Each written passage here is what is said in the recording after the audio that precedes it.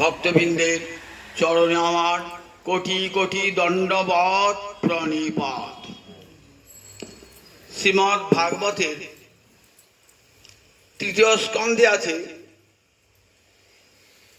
কপিল দেবহূতি সংবাদ। ভাগবতের কটি স্কন্ধ? 12টি স্কন্ধ। যেমন রামায়ণের 7টি কাণ্ড, মহাভারতের 18টি পর্ব, তেমনি শ্রীমদ্ ভাগবতের 12টি স্কন্ধ বলা হয়, পর্বকে স্কন্ধ বলা হয়। তৃতীয় স্কন্ধে সেখানে আছে কপিল দেবহূতি সংবাদ। কপিল ভগবানের একটি অবতার,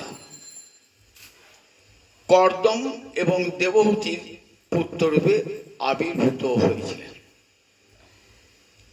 কর্দম ব্রহ্মার পুত্র আর দেবহূতি হলেন মনুর কন্যা।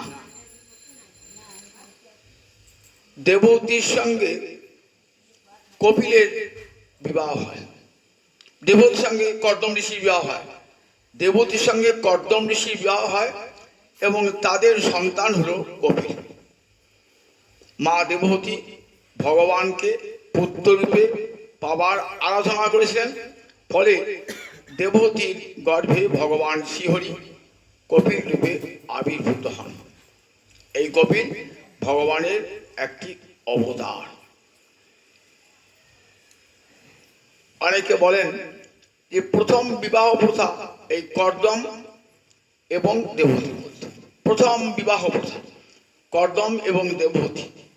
এখান থেকেই নারী পুরুষের প্রথম মিলন এবং বংশধারার সন্তান উৎপাদন, বংশধারা রক্ষার প্রথা এখান থেকে হয়েছে।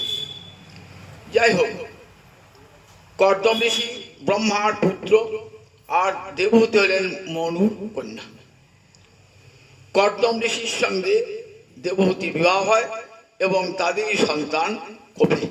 ভগবান তো কপিল যখন সন্ন্যাস গ্রহণ করবেন তখন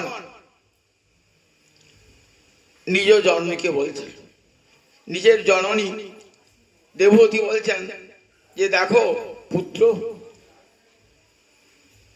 তুমি তো সন্ন্যাসে চললে, আমি তো তোমার জননী, আমার মুক্তির কোনো পথ তুমি দেখিয়ে দাও। ভগবানের জননী তিনি তো মুক্তেরও উপরে। যারা মুক্তি পায় কত সাধন করে মুক্তি পায়, তো কি ভগবানকে পুত্ররূপে পায় না, সাধন করে মুক্তি পায়। আর ভগবানকে পুত্ররূপে পেয়েছেন, তাহলে বুঝুন যে মুক্ত পুরুষ যারা তাদের চেয়েও কত উঁচুতে মা রয়েছেন। যেখানে কপিল দেবহূতিকে মা বলে গ্রহণ করেছেন, তথাপি মা তো মুক্ত হয়ে আছেন, মুক্ত না হলে তখন তার সন্তান কখনো ভগবান হয়? তথাপি দেখুন, লোকশিক্ষার উদ্দেশ্যে বলছেন যে আমার মুক্তি কেমন করে হবে, আমার মুক্তি কেমন করে হবে? আমাদের শুনলেই কেমন লাগে, মা তো আমার মুক্ত হয়েছেন। মা যশোদা যদি বলেন গোবিন্দকে আমার মুক্তি কেমন করে হবে, সচিমা যদি বলে আমার মুক্তি কেমন করে হবে, তারা কেমন শোনায়?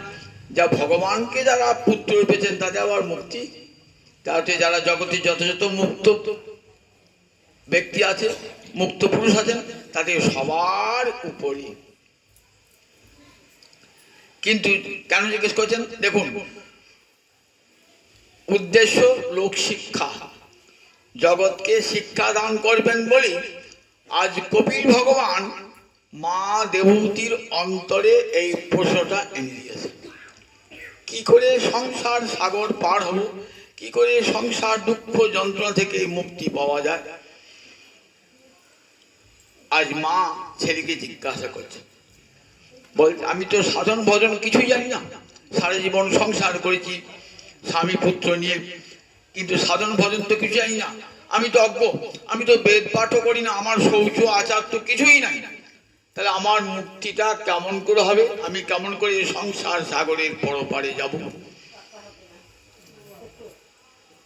কপিল তখন বলছে, মা তোমার কোনো কিছুই দরকার নাই, তোমার সাধন ভজনের প্রয়োজন নাই, তোমার যাগ যজ্ঞ তপস্যা ব্রত কোনো কিছুর প্রয়োজন নাই। ধ্যান জ্ঞান কোনো কিছুর প্রয়োজন নাই, তাহলে কি করে আমার মুক্তিটা হবে? শাস্ত্রে বলেছেন এই সাধনগুলি না করলে তো মুক্তি হয় না। বলেন মা তুমি একটি কাজ করো, তুমি কোথায় যাবে না, সদাং প্রসঙ্গান মম বীর্য সংবিদ ভবন্তি হিতকর্ণ রসায়না কথা তজ্জোষণা তাস্যপ বর্গবর্তনী শ্রদ্ধারতির ভক্তির অনুক্রমিষ্যতি। মা তোমাকে কিচ্ছু করতে হবে না, তুমি শতাং প্রসঙ্গাত সাধুজনের সভায় যাবে। সৎশব্দের ষষ্ঠী বহুবচনে শতাং, তাদের সঙ্গটা কেমন না প্রসঙ্গ, সংঘাত বললেন না, একটা উপসর্গ যোগ করে দিলেন। সাধুদের সঙ্গটা হলো প্রকৃষ্ট সঙ্গ, কারণ এই সঙ্গতে মুক্তি লাভ হয়ে যায়, জীবের কল্যাণ লাভ হয়ে যায়। আপনি যদি বিষয়ের সঙ্গ করেন, একজন বিষয়ের সঙ্গে কথা বলছেন, দেখবেন বিষয়ে হরি কথা বলবেন না, টাকা পয়সার কথা বলবেন, সংসারের দুঃখ যন্ত্রণার কথা বলবেন, রাজনীতির কথা বলবেন, দেশ বিদেশের কথা বলবেন, নিজের ছেলে মেয়ের কথা বলবেন, কিন্তু গোবিন্দ কথা বিষয় মুখ থেকে বার হবে না। তাহলে বিষয় লোকের সঙ্গে, আমরা বিষয় লোকের সঙ্গে চলাফেরা করি, হরি কথা শুনতে পাই না। তারপরে সাধু কারা, যারা দেখবেন নিরন্তর হরি কথা বলে চলেছেন, নিজেরা বলেন আবার অপরকে শোনান, এটাই সাধুদের কাজ। তারা তো নিজেরা তো রয়েছেন হরিকথার আনন্দে মাতোয়ারা, আবার অপরকেও সেই আনন্দ দান করতে চান। সততং কীর্তন্তমাং গীতায় বলে দেখবেন, তারা অপরকে বলে আনন্দ পান, নিজে আনন্দ পান, আবার অপরকে বলেও আনন্দ পান। বলে সেই সাধুদের সভায় তুমি যাবে, আর কিচ্ছু করতে হবে না, সাধুদের সভায় গিয়ে কানটা পেতে দেবে। শতাং প্রসঙ্গাত, এক সাধু সঙ্গ তাতেই তো মুক্তি। আবার দেখবেন সাধুরা নিরন্তর ভগবানের কথা বলে চলেছে, নিরন্তর। শতাং প্রসঙ্গান মম বীর্য, বলছে আমার বীর্যের কথা, বীরত্বের কথা, আমার জ্ঞানের কথা, আমার মহিমার কথা, আমার লীলার কথা তারা নিরন্তর বলে চলেছেন। মম বীর্য সংবিদ, কবি বলছে আমি ভগবান তো, আমার কথা তারা নিরন্তর বলেন। তারা অন্য কোনো প্রসঙ্গ বলেন না, কেবল আমার কথা তারা বলেন। সে কথা কেমন না হৃৎকর্ণ রসায়ন, হৃদয় এবং কর্ণের রসায়ন তুল্য। কর্ণ দিয়ে সেই কথা কোথায় প্রবেশ করে না, বলেন মর্মে প্রবেশ করে। কর্ণ দিয়ে ঢুকে সেই কথা মর্মে প্রবেশ করে। হরিকথা মর্মকে স্পর্শ করে। হরিকথার এমন মহতি শক্তি যে যদি মন দিয়ে হরিকথা শোনেন, দেখবেন সেই হরিকথা আপনার মর্মস্থলে গিয়ে মর্মকে স্পর্শ করছে। মর্ম মানে হৃদয়, হৃদয়কে স্পর্শ করছে, এমনই হরিকথার মহিমা। মা তুমি এ কানটি পেতে দেবে সাধুদের সভায়। সেই কান দেখো, শুনতে শুনতে শুনতে কান পাকা হয়ে যাবে, মনে হবে এই কানে দিয়ে আর হরিকথা ছাড়া আর অন্য কোনো কথা শুনবে না। কৃষ্ণের মধুর বাণী অমৃতের তরঙ্গিনী, তার প্রবেশে নাহি যে শ্রবণে, কানা করি ছিদ্র সম জানি হসে শ্রবণ, তার জন্ম হইল অকারণে। যে কান দুটো হরি কথা শোনে না, বলেন সে কান দুটো কানা করি সম। করি মানে অর্থ। আগেকার দিনে করি দিয়ে জিনিসপত্র কেনা হতো, এখন যেমন টাকা পয়সা দিয়ে কেনা হয়। ফুটো করি যদি হতো, ছিদ্র থাকতো, তাহলে সেই কড়িটা বাজারে চলতো না। বললেন ওই কানা করি যেমন মূল্যহীন, ঠিক তেমনি তার দুটো কানও তেমনি মূল্যহীন, যে কান দিয়ে হরি কথা প্রবেশ করে না।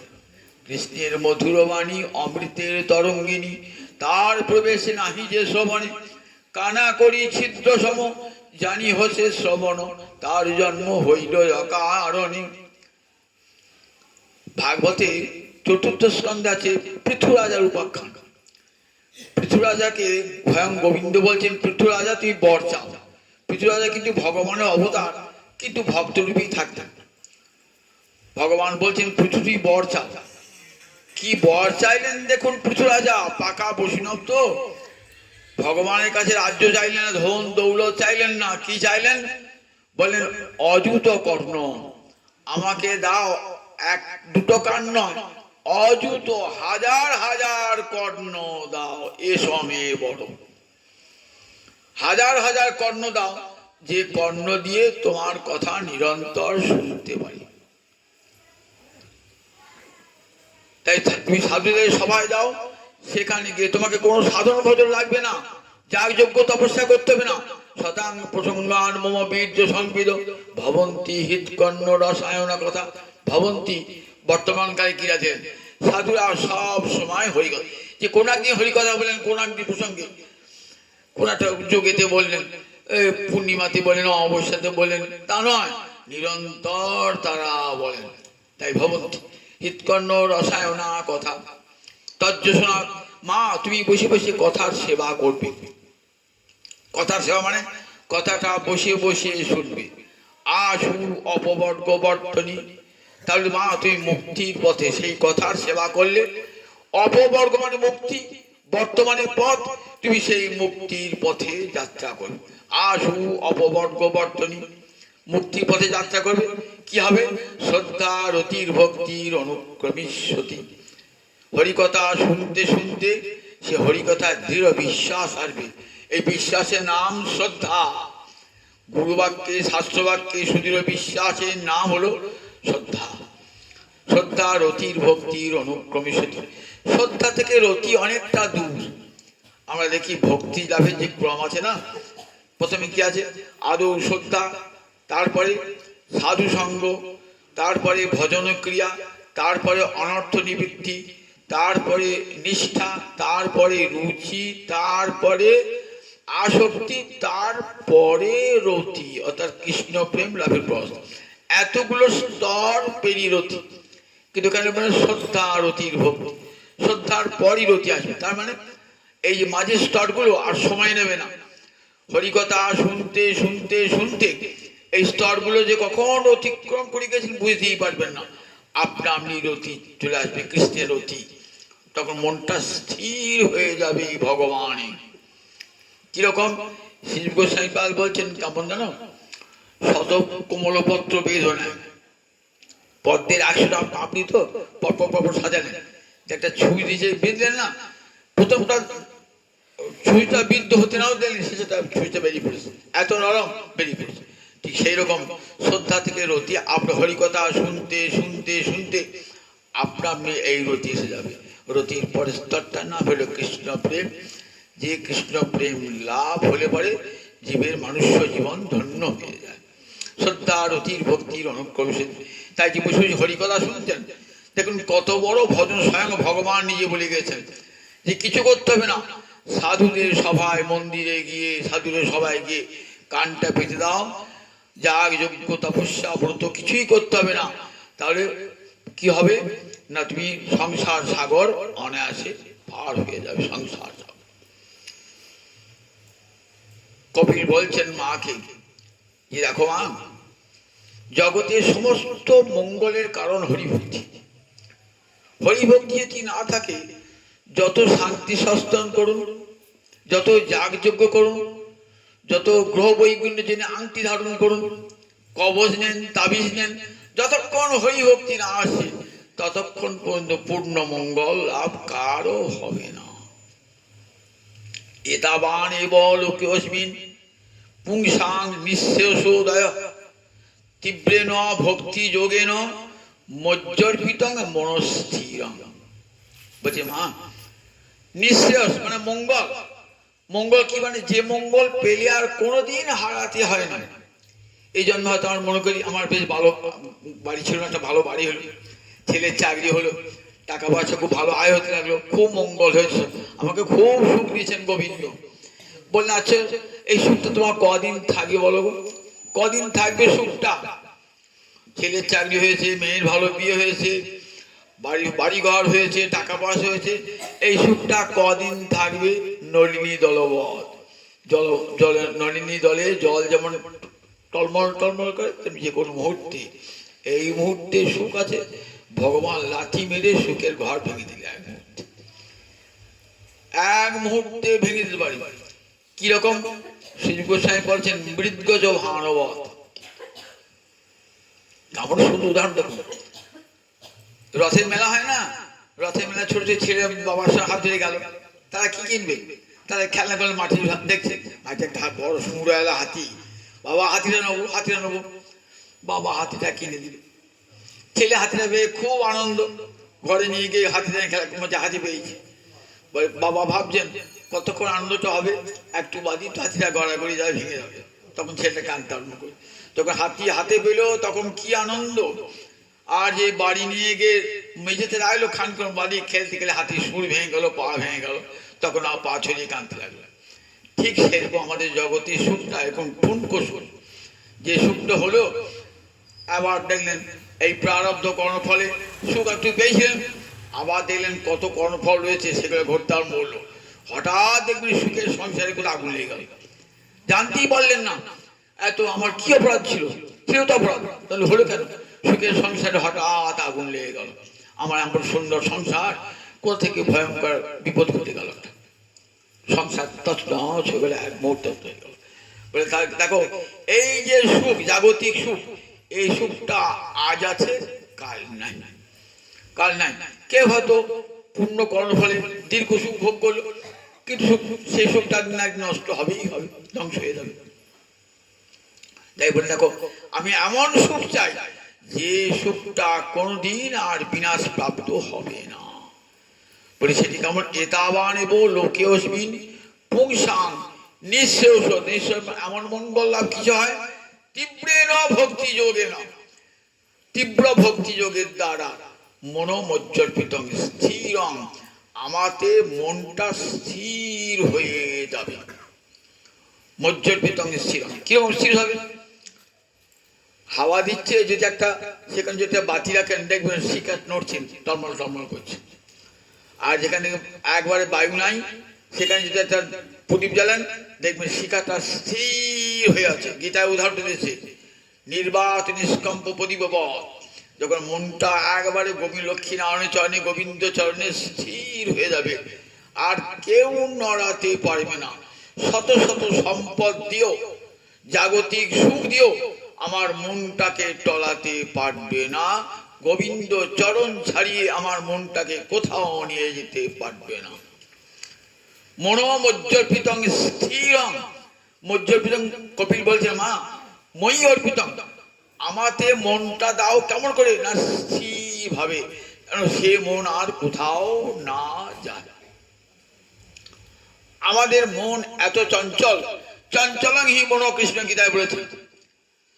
ভাগবত পাঠে শুনতে এসো, মনটা চঞ্চল, মনটা হয়তো তাকিয়ে আছে আমার দিকে, কিন্তু মনটা অন্যদিকে চলে গিয়েছে। এমনই মনের চাঞ্চল্য না, মনে এমন শক্তি না, মন এক মুহূর্তে কোথায় চলে যায়। বায়ুচ্য ভগবান মন কোথায় চলে যায় মন? হয়তো ভাবছে শুনছে না, সে কানটা তার পাতা আছে মাত্র, কিন্তু কথা যাচ্ছে না, কারণ মনটা নাই তো। মন আছে কবে করে? মন কি করে? এটাই মনের স্বভাব, মনের স্বভাব। মন অশুদ্ধ মন তো, কাজে সে বিষয় খুঁজে খুঁজে বেড়াচ্ছে, বিষয়ের কথা চিন্তা করছে, বিষয় খুঁজে বেড়াচ্ছে। এই শুদ্ধ মন বিষয় ছাড়িয়া কবে শুদ্ধ হবে মন, কবে হাম হের অবশ্যে মধুর বৃন্দাবন। এই মনটাকে শুদ্ধ করবার জন্য সবার প্রার্থনা। যতক্ষণ বিষয়ের মধ্যে ডুবে রয়েছি না, মনটা সব সময় চঞ্চল বিক্ষিপ্ত হয়ে থাকে, চঞ্চল বিক্ষিপ্ত হয়ে থাকে। আসরিক দৈব সম্পদের সঙ্গে সঙ্গে না মানুষের মধ্যে কিছু আসরিক সম্পদ আছে। গীতায় ষোড়শোধ্যায় পড়েছেন তো, দৈবাসুর সম্পদ বিভাগ যোগ। দৈব দেবতা অসুর দুটি আমার হৃদয়ের মধ্যে আছে। যখন আসরিক ভাব জাগে তখন বিষয় ভোগ করতে ইচ্ছা হয়, আর যখন দৈবীভাব জাগে তখন ভগবানকে ভজতে ইচ্ছা হয়, সাধুগুরু বৈষ্ণবের সঙ্গ করতে ইচ্ছা হয়। কিন্তু আসরিক স্বভাব যাবে কি করে? সে তো টেনে টেনে মন কাবার নিয়ে আসবে বিষয়ের দিকে। এমনি করে মন দোলায়মান, সবসময় তুলছি, একবার এই বিষয়ের দিকে আর একবার গোবিন্দের দিকে মন তুলি। যখন মনটা স্থির হবে, মনোমজ্জর্পিতং স্থিরং, আমাতে মনটা স্থির হয়ে যাবে। বলছেন কখন? যখন আমাদের তীব্র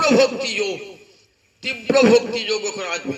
এই ভক্তি বিদ্যা সমস্ত বিদ্যার সার, ভক্তি বিদ্যা।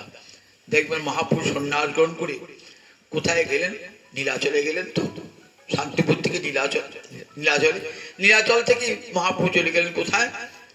মহাপুরুষ চলে গেলেন দক্ষিণ।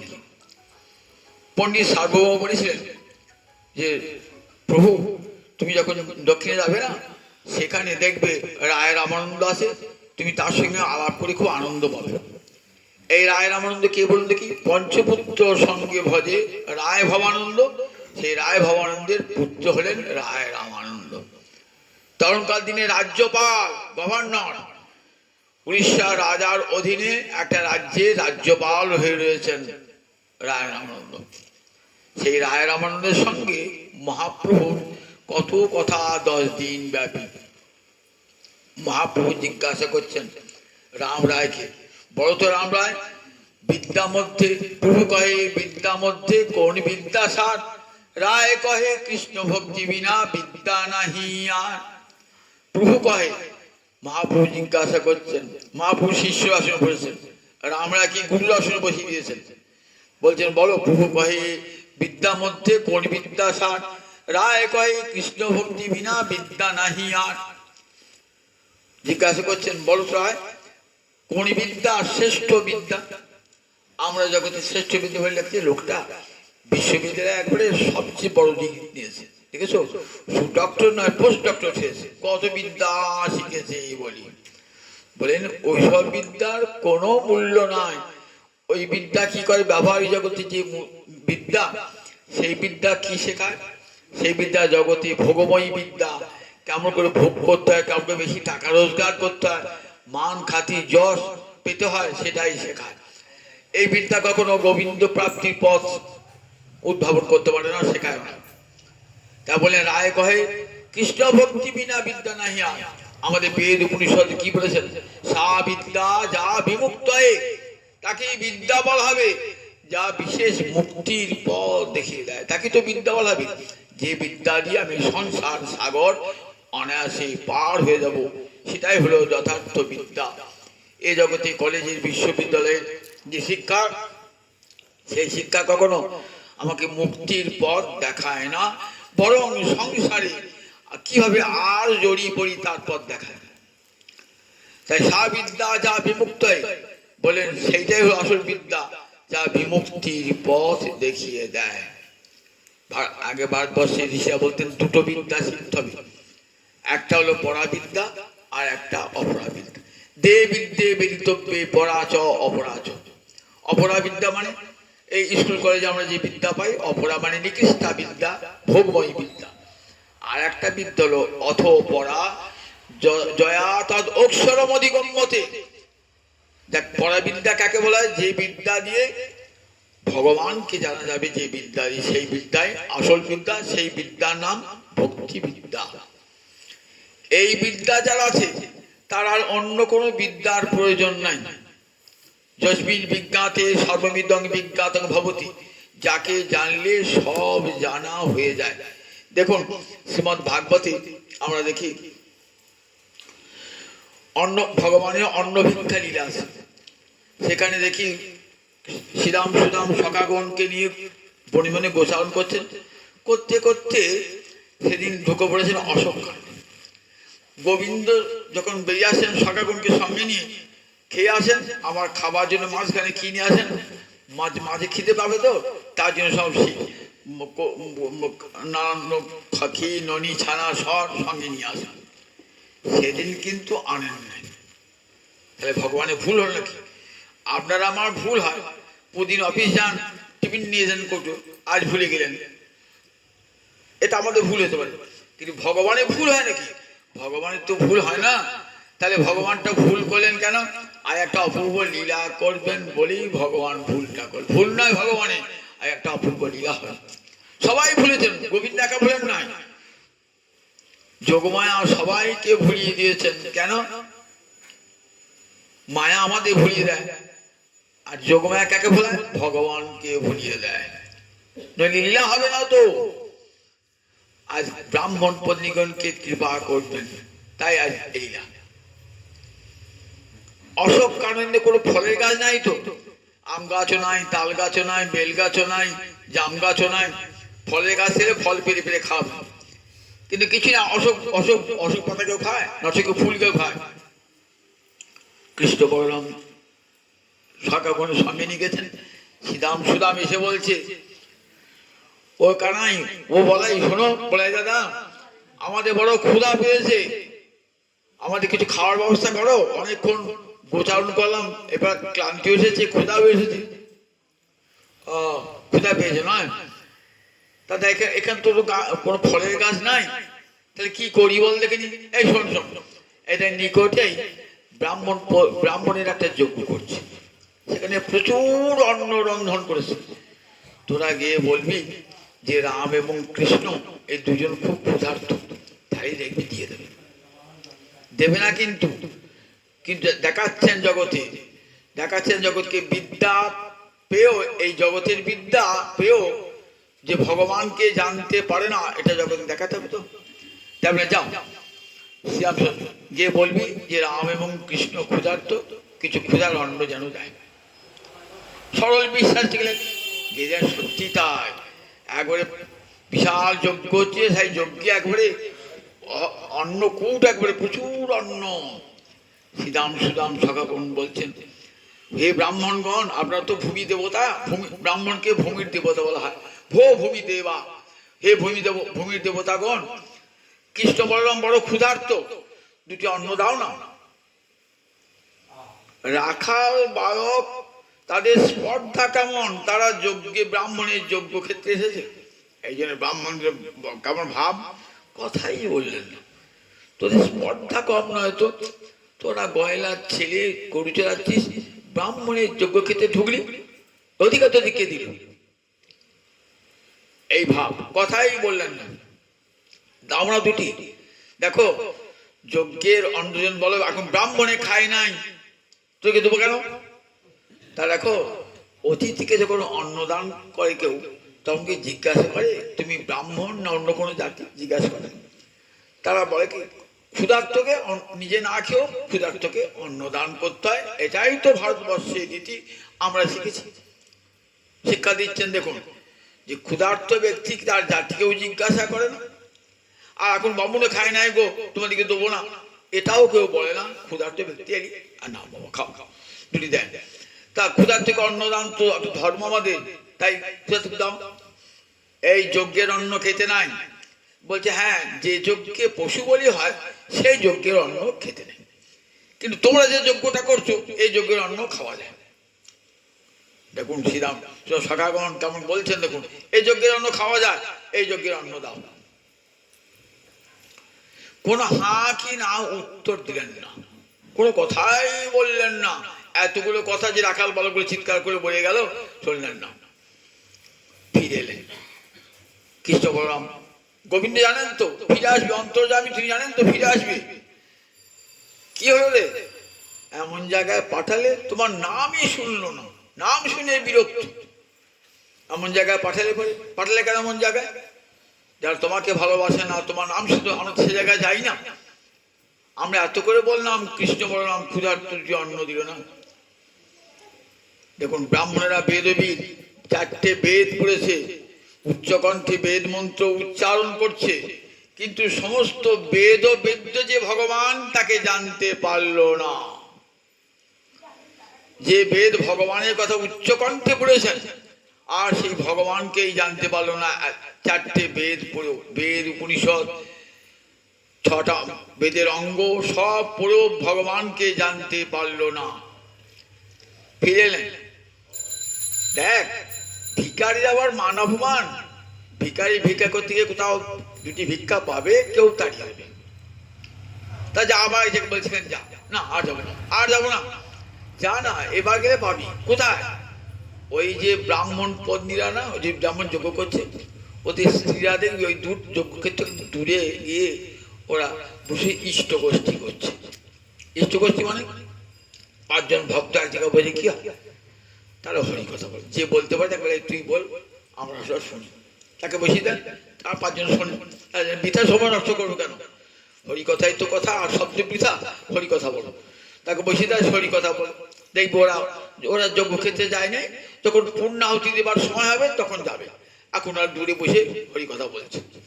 কি করে হরি কথা বলছেন? ওরা প্রতিদিন শোনে হরি কথা। আর কার কাছে শোনে? গর্গ কন্যার কাছে শোনেন, গর্গাচার্যের কাছে শোনেন, দেবী পৌর্ণমাসীর কাছে শোনেন হরি কথা। তো সেগুলো আবার বলা বলি করেন।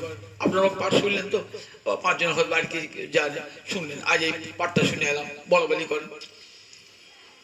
সেগুলি বলা বলি করছে, আর দুনয়নে জলধারা বইছে। বলে দেখবি তারা সব কেমন বিভিন্ন অলঙ্কারে ভূষিত, ওইসব ব্রাহ্মণ পত্নীগণ। মনে ভাবছে বিভিন্ন অলঙ্কারে ভূষিত, তাহলে তার খুব বড়। হ্যাঁ, সেখানে গিয়ে আর কি করে তার তারা মেরে দাঁড়িয়ে যায়, যদি খুব ভয়ে ভয়ে সংকোচে আসে। এসে দূর থেকে দেখছে, ভো বিপ্রপন্নী ভো, হে ব্রাহ্মণ পত্নীগণ, রামকৃষ্ণ ক্ষুধার্ত, বলরাম এবং কৃষ্ণ ক্ষুধার্ত, দুটি ক্ষুধার অন্ন দেবে। দেখছেন নয়নে জলধারা, অঙ্গে রোমাঞ্চ, অষ্টসাত। এই অলঙ্কার কি?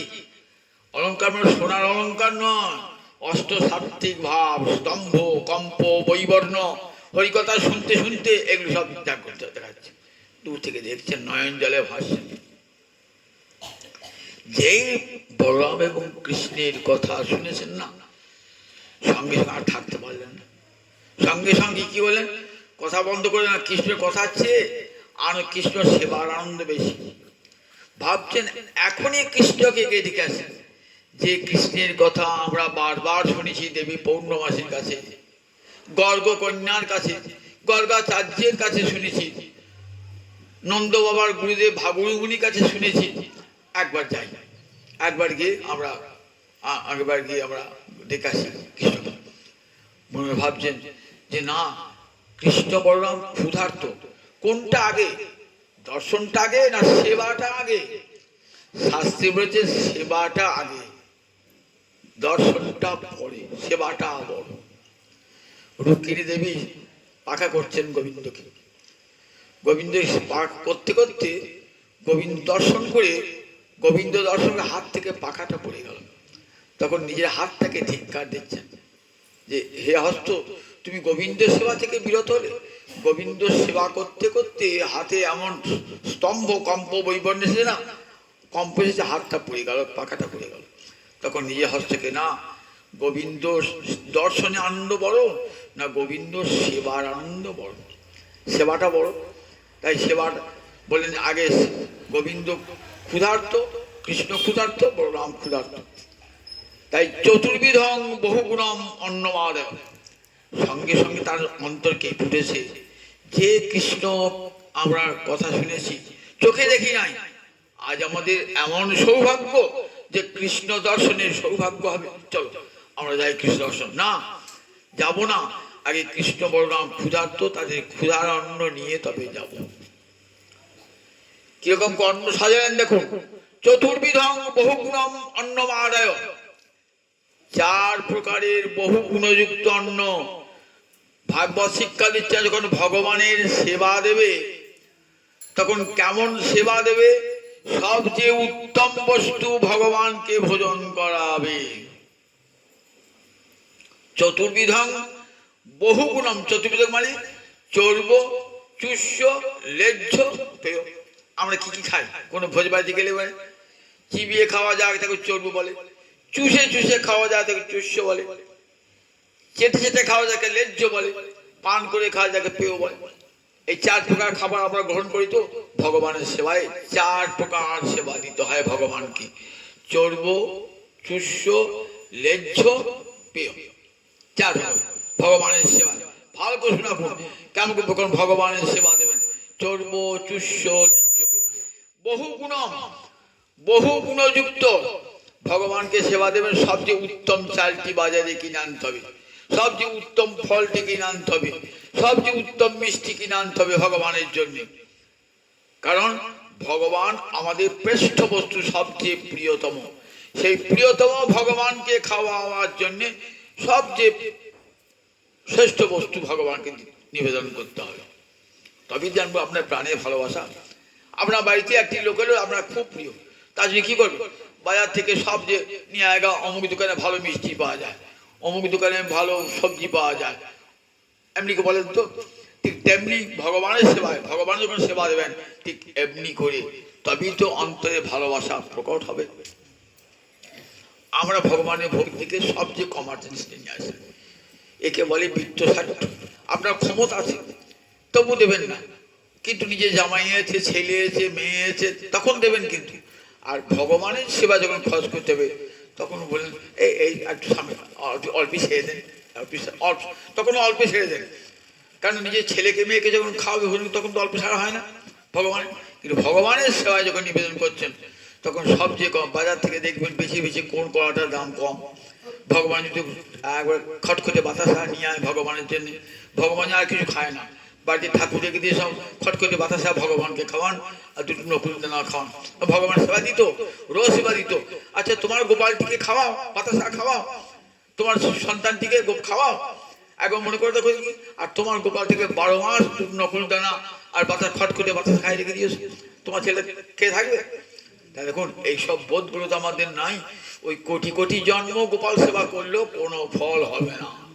কোটি কোটি জন্ম করলে প্রাণের ভালোবাসাটাই না। একটু গোপাল নিয়ে রেখে দিয়েছি লোককে দেখাবো যে আমি গোপাল ভালোবেসে থাকবো, কিন্তু গোপালের সেবা দিই না, গোপালকে সেবা করেননি। নিজের সন্তানটির জন্য কত চেষ্টা করি, কত ভালো মন্দ নিয়ে আসি, আর গোপালটিকে ঘরে রেখে দিয়েছি সেটিকে দিই না। আবার গোপাল ফেলে দিয়েছি, গেলাম তীর্থ করতে লাগলাম, গোপালের কোটো মিশিয়ে গেলাম, খুঁড়ে খেয়ে নিই। গোপাল না পারো থাকবে, উপাস থাকবো, আমি আসি খাওয়াবো তোমাকে 7 দিন বাদে ঘুরে আসি। কেমন গোপাল ভালোবাসে দেখুন, ভগবান ভালো। সব ঘরে ঘরে কিন্তু গোপাল আছে, সব ঘরে ঘরে। সেবাটা কেমন হয় একবার দেখুন। দেখে তো একে সেবা অপরাধ বলে, গোপাল নিয়ে না সব নিজে যেছি অপরাধ গ্রহণ করা ঠিক নয়। সেবা, গোপালের সেবাটা ঠিক তেমনি করে ভাগবত শিক্ষা দিচ্ছেন, চতুর্বিধং বহুগুণম অন্ন আর। ভগবানকে সবচেয়ে ভালো বস্তু খাবে, প্রাণীর ভালোবাসা ভগবান খান তিনি বলেছেন, পত্রং পুষ্পং ফলমিত জমে ভক্তা প্রযচ্ছতি তদহং ভক্তু পিতম অস্না আমি পুজো তাৎপর। গীতায় বলছেন আমাকে ভালোবেসে আদর করে যে দেয়, পাতা দিলেও খেয়ে নেবো আমি, ফুল দিলেও খেয়ে নেবো আমি। পত্রং পুষ্পং ফলমিত জমে ভক্তা প্রযচ্ছতি, পত্র পুষ্প ফল জল যে আমাকে দেয়। সে দেখলেন না অন্নকূট উৎসবের সময় আমার মাধবেন্দ্র পুরী গোপালকে তুলে আনলেন গাঁঠুলি গ্রাম থেকে, মা একবারে বনে ঝোপে, সে একবারে মাটির তলায়, সেখান থেকে গোপাল। আর কতদিন গোপাল খায় না, উপবাস হয়ে আছে। মাধবেন্দ্র পুরী মর্মগ্রহণ করছেন। কোন দিন মুসলমানে ভয় ফেরিয়ে গেছেন, সেই চাপা মাটি চাপা পড়িয়েছিল, সেই গোপাল মাধবেন্দ্র পুরী তুললেন, তুলে বসালেন। সব চতুর্দিকে রমরবাহে করে গোপাল উঠেছে। তখন কত অন্ন বলুন দেখি, একবারে অন্নকূট বলি আমরা। কূট মানে পাহাড়, পাহাড়ের চূড়া দেখেছেন তো, পাহাড়ের চূড়াকে কি বলে? কূট বলে। এত অন্ন একবারে পাহাড়ের চূড়া দেখা যাচ্ছে না, সেই অন্ন লুচি পুরি মিষ্টান্ন ফল একবারে চূড়ার মতো। গোপাল কিন্তু দেখছেন সব খাচ্ছেন, বহুদিন উবাসী গোপাল সব খেয়ে দিলেন। এবার যাতে ভক্তরা খাবে কি, মাধবেন্দ্র দেখছেন সব খাওয়ার পর আবার সব প্রসাদ হয়ে রেখে দেন, যেমন কাঠ তেমনি রেখে দিলেন। আবার সব দেখছেন গোপাল বলছে আমার জন্যে আমার অনেকদিন মাটির তলায় ছিলাম তো, খুব সত্যি গরম করে চন্দন নিয়ে আয়গা। চন্দন নিতে এলেন, দেখেছেন তো ভগবান কথাও বলবেন ভক্তের সঙ্গে। যদি ভালোবাসেন তাহলে ভগবান আজও কথা বলবেন। একদিন সত্য যুগে বলেছেন, দাপর যুগে বলে, এখন বলবেন তা নয়। ভগবান নিত্য, তার লীলাটা নিত্য। আজ আপনি ভগবানের সঙ্গে তেমনি ব্যবহার করুন, দেখবেন ভগবান আপনাকে আজও কথা বলবেন তেমনি করে। তাহলে ভগবানকে খাওয়াতে জানতে হয়, ভগবানকে খাওয়ালে ভগবান খাবেন। পত্রং পুষ্পং ফলমিত জমে ভক্তা প্রযচ্ছতি। ভক্তি করে ভালোবেসে ভগবানকে খাওয়াতে হবে। ভালোবেসে যদি মানুষকে না দেয়, মানুষ খাবে? আপনি ভালোবাসছেন না, কোনো নিমন্ত্রণ করতে করে দিয়েছেন, করলেন, ভালো করে বললেন না, কিছুই না, দেখবেন লোকটার লজ্জা আপনার বাড়িই যাবে না। আমরা যদি খাবো কোনো রকমের দায় সারা করে নিমন্ত্রণ করে আসবেন। আপনি যদি ভালোবেসে খাওয়ান তাহলে দেখবেন পেট ভরে থাকলেও আবার খাবেন, ভালোবেসে খাওয়ান। গোবিন্দ তাই দেখুন বললেন, দেখো গোবর্ধনে যজ্ঞে তুমি খাও রাশি রাশি, গোবর্ধন যজ্ঞে রাশি রাশি খেয়েছো প্রভু, আবার পুরী ধামে তুমি রাশি রাশি খেয়েই যাচ্ছ। মহারাজা বললে তোমার যেন হাত যেন শুকোয় না, সবসময় খাও। বলে তাই হবে, পুরী ধামতে হাত শুকোয় না ভগবানের, সবসময় খেয়ে যাচ্ছে, সবসময় খেয়ে যাচ্ছে। ভক্তবাঞ্ছা পুণ্যকর বা যেন সবসময় খেয়ে যাচ্ছে। ভগবান খান না, ভগবান খান। খাওয়াতে জানতে হয়, আমরা খাওয়াতে জানি না, তাই হবে না। বলছেন আপনার ক্ষমতা আছে, অথচ ভগবান খালেন না, যে কি বলে বৃত্ত সাহিত্য। ভগবান জানতে পারে এই ভগবানের সঙ্গে বঞ্চনা করলাম, আমার ক্ষমতা রয়েছে। কি করে ক্ষমতা? একটু পরে যখন মেয়ে জামা এলো, তখন দেখুন এক সংসার বাজার ছুড়লেন, লুচি ভাজতে আরম্ভ করলেন। ওই অমুক দোকানে রসগোল্লা ভালো, অমুক দোকানে সন্দেশ ভালো, অমুক দোকানে অমুক ভালো, নিয়ে চলে এলেন। আর গোপালের বেলায় বলছেন না গোপাল এই কমেই চালিয়ে দেন, সামান্য করে চালিয়ে দেন। এখন বুঝতে পারছেন না আমার অবস্থা এখন খারাপ, অবস্থা খারাপ। এখন কি মেয়ে জামের কি করে এলো? তাহলে ভগবানকে ভালোবাসা আমাদের কেমন দেখুন। ভগবানের ভালো মুখে ভালোবাসি, মুখে কাঁদি, শুধু সত্যিকারে ভগবানকে ভালোবাসি না। যদি ভালোবাসতাম ভগবান আজও খাবেন। গীতায় নিজে প্রতিজ্ঞা দিয়েছেন, অস্নামি আমি ভোজন করি, পত্রং পুষ্পং ফলং তৈয়ং জমি ভক্তা প্রযোজ্যতি তদহং ভক্তি বেদম অস্নামি ভোজতাত্মন।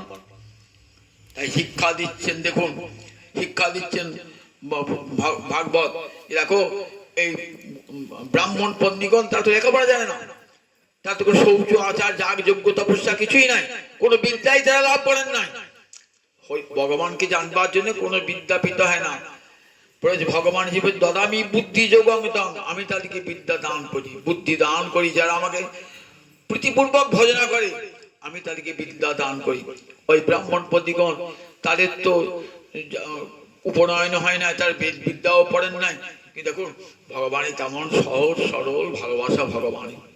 সেই ভালোবাসায় তারা কৃষ্ণ পেলেন, কৃষ্ণ দর্শন হলো ভালোবাসায়। কিন্তু ব্রাহ্মণগণ ভাবছেন যে আমরা বেদ পড়লাম কিন্তু আমাদের কৃষ্ণ লাভ হলো না, বেদ পড়লাম কৃষ্ণ লাভ হলো না।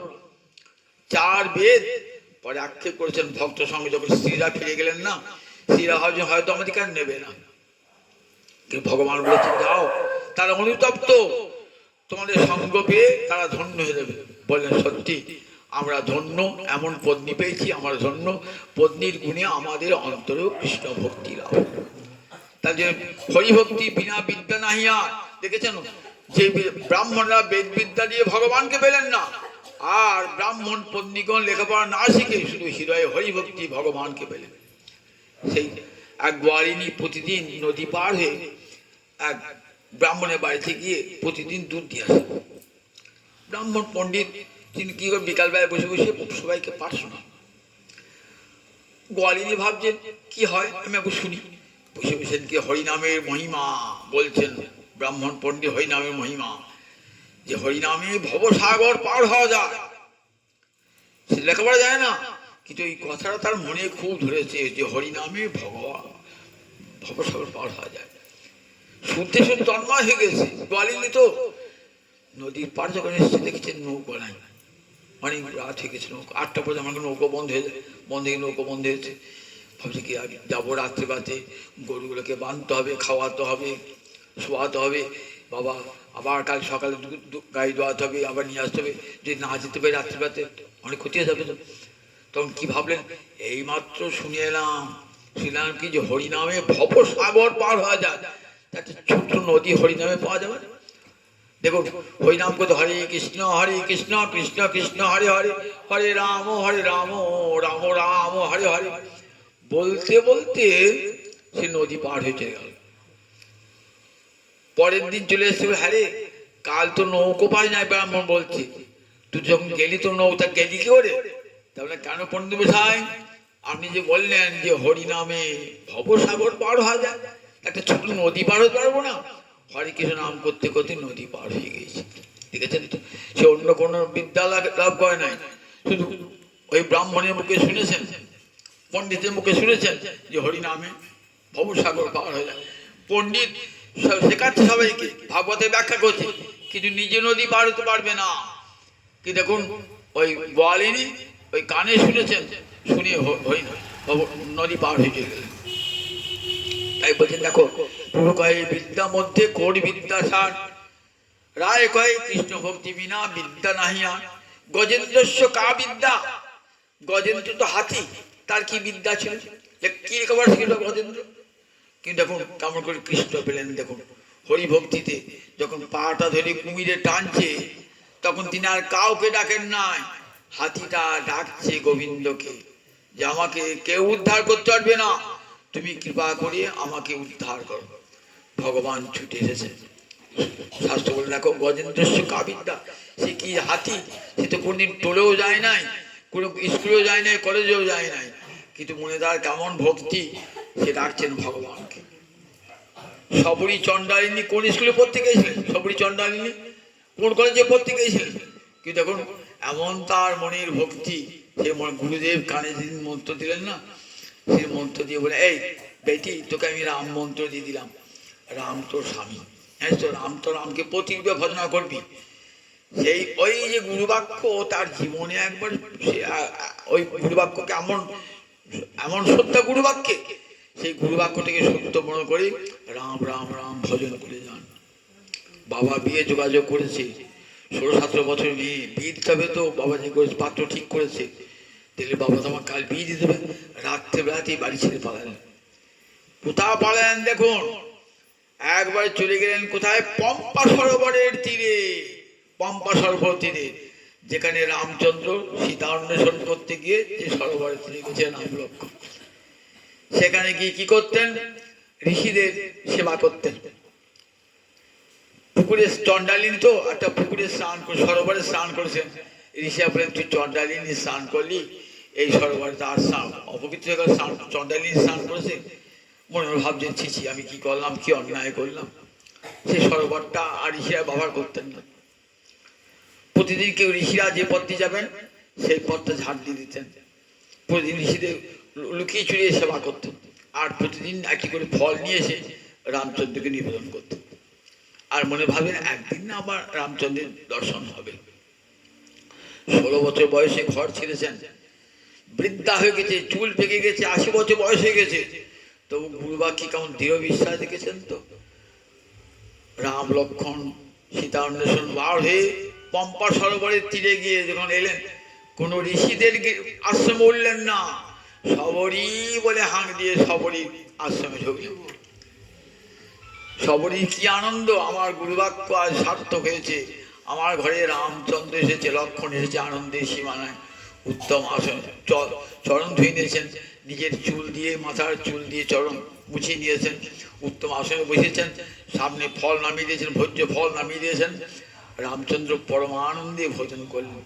যা সবরই ওই সরোবরে স্নান করে বলে না না ও সরোবরটা অপবিত্র, আমি স্নান করেছিল, হিসেবে বলেছেন যা তুই স্নান করবি, ওটা মহাতীর্থ হয়ে যাবে, পম্পা সরোবর মহাতীর্থ হয়ে যাবে। সবরই স্নান করলেন, আজও পম্পা সরোবর তীর্থ হয়ে রয়েছে। কার? দেখুন ওই সবরীর স্নানে সরোবর তীর্থ হয়ে গেছে। জগৎকে দেখালেন দেখো তার কি বিদ্যা ছিল, সবরই কি বিদ্যা ছিল, ভক্তিতে হৃদয় খানি কেমন ছিল, ভক্তিতে। প্রহ্লাদ 5 বছরের বালক, তার কি বিদ্যা ছিল, কি লেখাপড়া ছিল প্রহ্লাদ? কোন বিদ্যায় প্রহ্লাদ শেখেন না, কিন্তু দেখুন 5 বছর বয়সে দেখুন মায়ের পেটে নারদের কাছে শিক্ষা পেয়েছে, সেই শিক্ষাই তার জীবনে দেখুন মুক্তির সহায়ক হয়ে গেল। সেই প্রহ্লাদকে এমন কৃপা ভগবান করলেন, দেখুন নিজের কোলে বসালেন প্রহ্লাদকে নৃসিংহদেব, মাথায় হাত রাখলেন কোলে বসিয়ে। বাবা যেমন ছেলেকে আদর করে, ছেলে কষ্ট পেলে দুঃখ পেলে কি ছেলেকে নিয়ে আদর করে, তেমনি প্রহ্লাদকে কোলে বসিয়ে মাথায় হাত রেখে, প্রহ্লাদ কি নিবি বাবা বল? কিছুই চাই না, আমি চাই আমার মন যেন তোমাতে সব সময় থাকুক, বিষয় যেমন বিষয়ে সবসময় মন, তোমার চরণ কমলে আমার সব সময় থাকে। আবার অসুর বালককে বলছেন জানিস তো কৃষ্ণ ভজন করতে গেলে উচ্চ জাতি হতে হবে না, তপস্যা চাই না, দান করতে হবে না, তপস্যা করতে হবে না, ব্রত করতে হবে না, বিদ্যা লাগবে না, একবার হৃদয়ের সমস্ত ভালোবাসা গোবিন্দে অর্পণ কর, প্রিয়তি অমলয়া ভক্তা হরিরণ্যদ বিড়ম্বন। জানিস তো গোবিন্দ কি যে তুষ্ট হন, তাকে ভালোবাসলে তিনি প্রীত হয়ে যান। জগৎকে শিক্ষা দিচ্ছেন। তাই দেখুন পূর্বকায় বিদ্যা মধ্যে কোন বিদ্যা সার? রায় কহে কৃষ্ণ ভক্তি বিনা বিদ্যা নাহি আর। এই হরিভক্তিরূপ পরম বিদ্যা যদি একবার আয়ত্ত হয়ে যায়, বলে এই যে মঙ্গল লাভ হয়ে যায়। কপিল বলছেন, মা দেখো, নিঃশ্রেয়সী উদয় হয় তীব্রেণ ভক্তি যোগে ন মজ্জর্পিতং মনস্থির। তীব্র ভক্তি যোগে মন যদি আমাতে স্থির করে ফেলাও, বলে তাদের চিরন্তন মঙ্গল, চিরন্তন কল্যাণ লাভ হবে। এই কল্যাণ আর কোনদিন হারাতে হবে না, চিরকল্যাণ লাভ হবে। যে কল্যাণ, যে মঙ্গল কখনো ধ্বংস হয় না। তাই সংসারে মঙ্গল আনে হরিভক্তি, মনে রাখবে সবসময়। অন্য কোনো কিছু সংসারে মঙ্গল আনতে পারে না। অর্থ বিত্ত, টাকা পয়সা, যশ খ্যাতি কখনো সংসারে মঙ্গল আনতে পারে না। হরিভক্তি মঙ্গল দায়িনী। হরিভক্তি একমাত্র মঙ্গল। শ্রীমৎ ভাগবতের সুখের বাক্য, মহারাজ জীবনে সুখ আনে, মঙ্গল আনে একমাত্র হরিভক্তি। অচলা হরিভক্তি নিয়ে আসে। সেই হরিভক্তি আমার মহাপ্রভুর দান। কত বড় মঙ্গল করেছেন আমার গৌরাঙ্গ হরি। তাই চান দেখুন, জগৎ জীবের দ্বারে দ্বারে, ওহে জীব তোমার মঙ্গল কিসে হবে? একমাত্র হরিভজনে তোমার মঙ্গল, তোমার কল্যাণ হবে। অর্থে নয়, বৃত্তে নয়, যশে নয়, খ্যাতিতে নয়। শুধু গোবিন্দকে ভালোবাসো, প্রাণ ভরে ভালোবাসো। হরে কৃষ্ণ কৃষ্ণ কৃষ্ণ হরে হরে, হরে রাম রাম রাম হরে হরে। তাকে পাবার সর্বশ্রেষ্ঠ উপায় এই হরিনাম। কলিজীবের দ্বারে দ্বারে দিলেন এই হরিনাম। আমার পিতাই চান জগৎজীবের দ্বারে দ্বারে। বলেন দেখো, এই বিদ্যা লাভ করলে পারে, হরিভক্তি বিদ্যা লাভ করলে পারে, আর অমঙ্গল কোনোদিন তোমার গৃহে প্রবেশ করবে না, তোমার মনে প্রবেশ করবেন না, তোমার সংসারে প্রবেশ করবেন না, তোমার জীবনে কোনো ক্ষেত্রেই প্রবেশ করবেন না। অমঙ্গল চিরকালের জন্য দূর হয়ে যাবে। তাই হরে কৃষ্ণ আমার মহাপ্রভুর মহাদান। কলির মানুষ সবসময় অমঙ্গলের মধ্যেই রয়েছে, অকল্যাণের মধ্যে রয়েছে প্রতি মুহূর্তে। দেখো, অমঙ্গলকে যদি, অকল্যাণকে দূর করতে চাও, আর কিছুই করতে হবে না। যাগ যজ্ঞ তপস্যা কিছুই করতে হবে না। ঘরে বসে বসে হরে কৃষ্ণ কৃষ্ণ কৃষ্ণ হরে হরে, হরে রাম রাম রাম হরে হরে। বেদ বিদ্যা দুই কিছু নাহি জানত, সে যদি গৌরাঙ্গ করে সার। নয়নানন্দেতে ভনে সেই সে সকলে জানে, সর্ববিদ্যা করতলে তার, সর্ববিদ্যা করতলে তার। যে জানে গৌরচরণ সার, গোবিন্দচরণ সার, লক্ষ্মীনারায়ণ চরণ সার যে জানে, বললেন সেই সমস্ত বিদ্যা আয়ত্ত করে, সমস্ত বিদ্যা তারই আয়ত্ত। আর চারি বেদ সরদর্শন পড়িয়াছে যেই জন, সে যদি গৌরাঙ্গ নাহি ভজে। চারি বেদ পড়েছে, 6টা দর্শন পড়েছে, কিন্তু সে যদি গৌর ভজে না, বলে কি হবে? বৃথা তার অধ্যয়ন, লোচনবিহীন জন অন্ধের দর্পণে কি বা কাজে। তার পড়াশোনাটাই ব্যর্থ হয়ে গিয়েছে। অন্ধ ব্যক্তি তার সামনে কেউ আয়না নিয়ে দাঁড়ায়, তার কোনো কাজে লাগে না। বলে তা ওই বিদ্যাগুলো তার কোনো কাজেই লাগবে না। চারি বেদ সরদর্শনী বিদ্যা তার কোনো কাজ, তার হৃদয়ে হরিভক্তি নাই। বলে হরিভক্তির মতো বিদ্যা জগতের সমস্ত অমঙ্গল দূর করে দেয়, সমস্ত কল্যাণ এনে দেয়। সেই হরিভক্তির বিদ্যা আমার গৌর হরির মহাদান, নিতাই চাঁদের মহাদান। বলেন ঘরে বসে বসে হাতে তালি দিয়ে, যে খঞ্জনি না জোটে দরকার নাই, হাতে তালি দিয়ে হরে কৃষ্ণ কৃষ্ণ কৃষ্ণ হরে হরে, হরে রাম রাম রাম হরে হরে।